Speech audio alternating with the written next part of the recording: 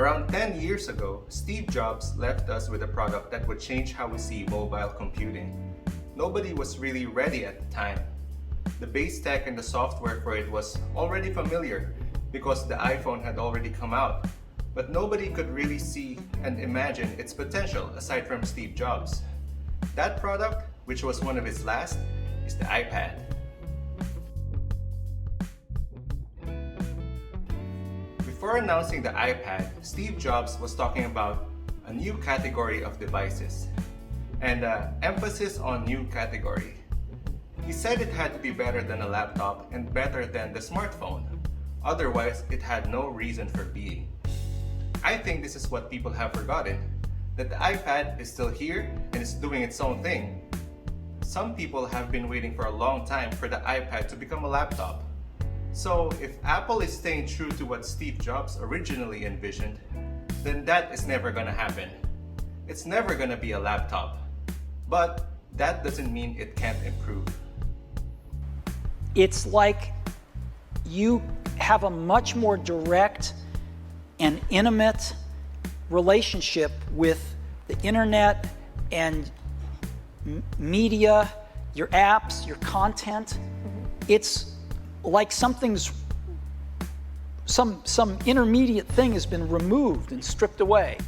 The iPad is a computer, if you want to be technical about it, but it's not a computer in the traditional sense. But to tell you honestly, the iPad to me has become a more personal computer than a traditional PC.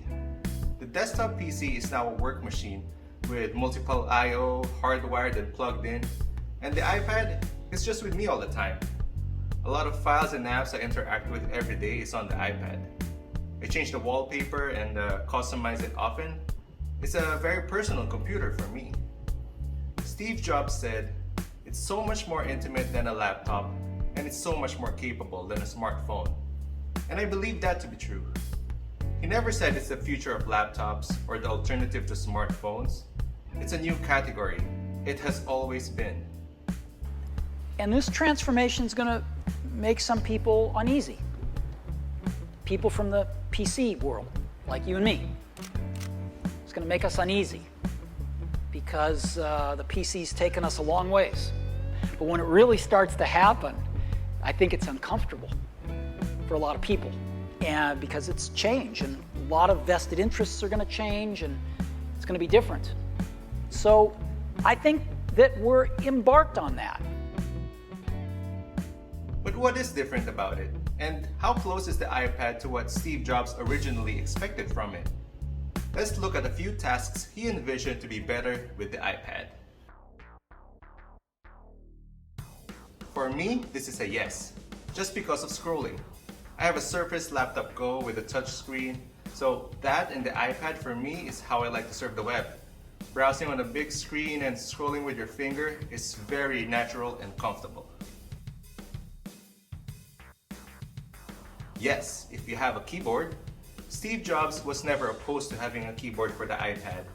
One of the first accessories for the iPad was actually a keyboard dock. Typing on the screen isn't a problem for me, but I understand how you can get into a better groove of typing if there is some sort of physical keyboard. The iPad Pro with 12.9 inches with XDR is the beast of all media consumption.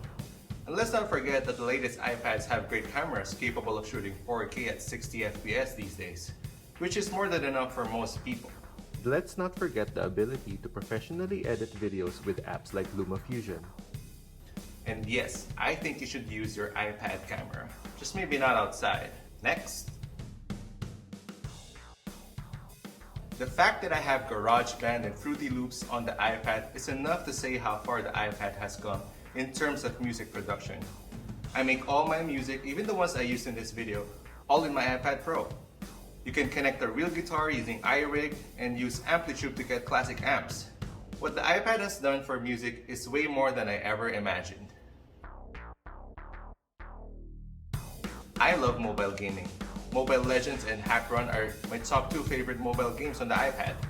Hack Run is really great with a keyboard attachment, and it's enough for me to feel like a hacker. So lame.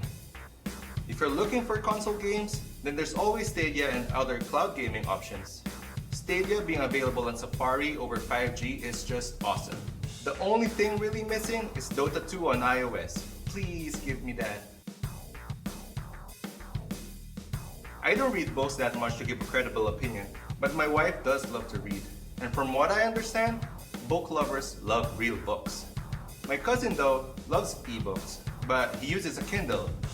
I think it's the e-ink display that he likes about that, but regardless, ebooks aren't going anywhere, and iPads will always be there to read them. I think Steve Jobs would be proud of what the iPad has become in regards to how people use it these days. He did, after all, talk about productivity in one of his last interviews. If you would say, well, the software is not powerful enough, that's just a matter of time.